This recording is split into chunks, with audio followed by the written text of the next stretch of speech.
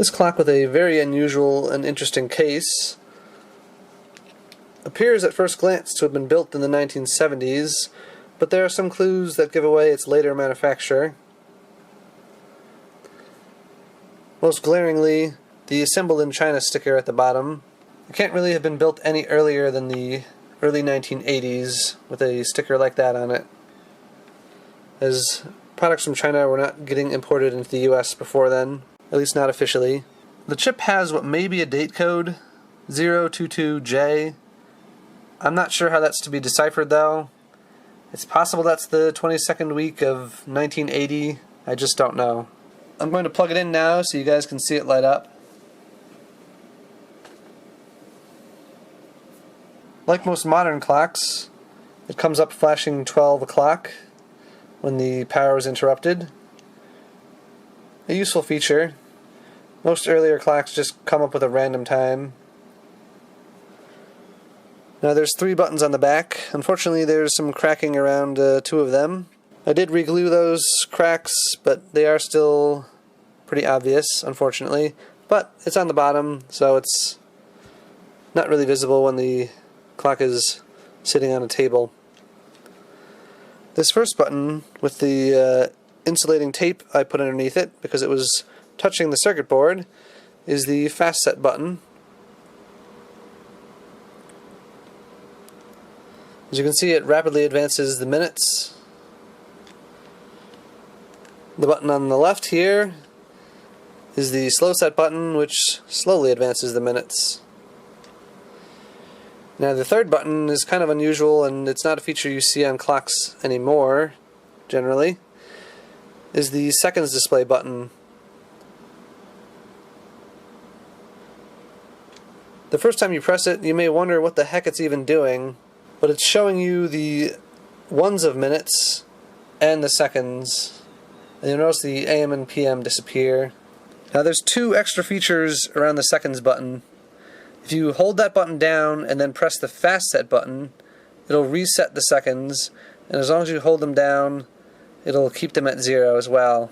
You can also press the seconds button and then press and hold the slow set button to stop the seconds wherever they are. The switches are a little bit intermittent, unfortunately. I perhaps should have replaced them, but I just didn't really have any good spares to put in here. And they are usable.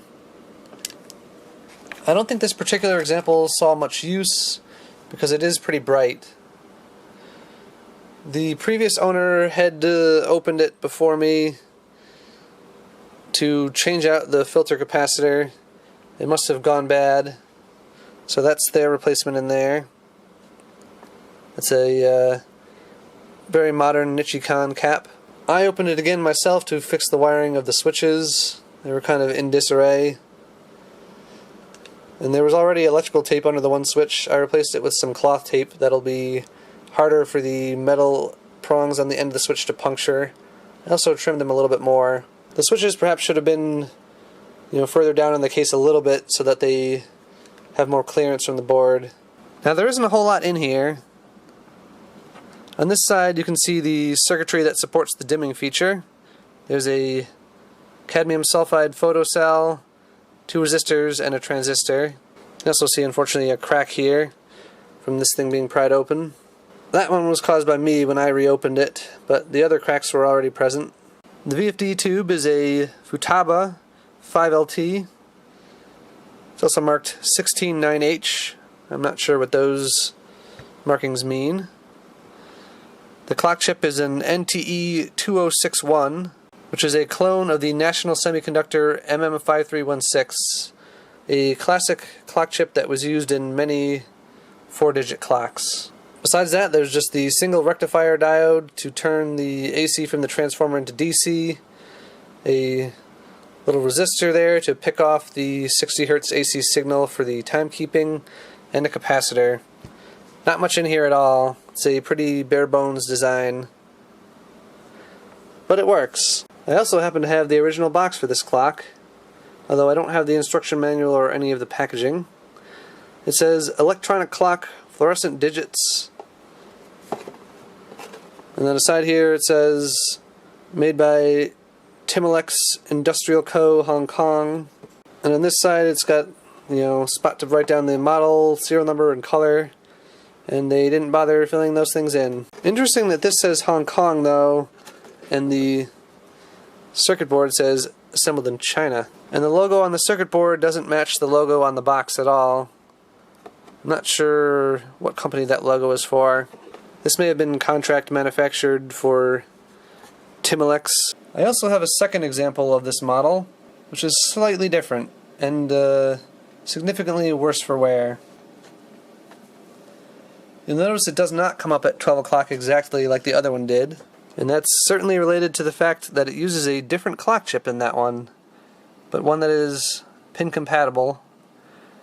It has a Sanyo LM8361, which is also an MM5316 clone.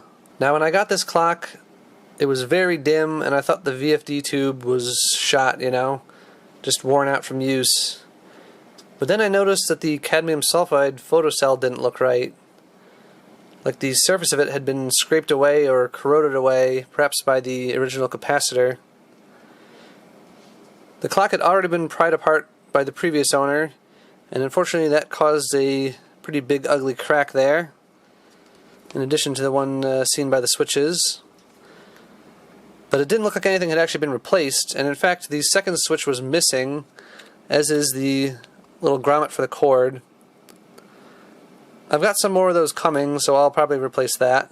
I have some of those photocells in my parts bin, so I replaced that, and that got the dimming feature to work again, and it brightened the display back up.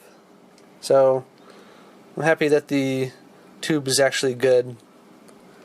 I also happen to have a switch that was almost an exact replacement for the original one, and does work well. It has all the same features as the other clock, with the fast and slow set, although when I put this together I put them on opposite sides as I did on that one. I'm not sure what the original orientation was. Both of these clocks have been messed with. This one has a little bit better clearance between the switches and the boards, so no insulating tape was needed. Well, thanks for watching.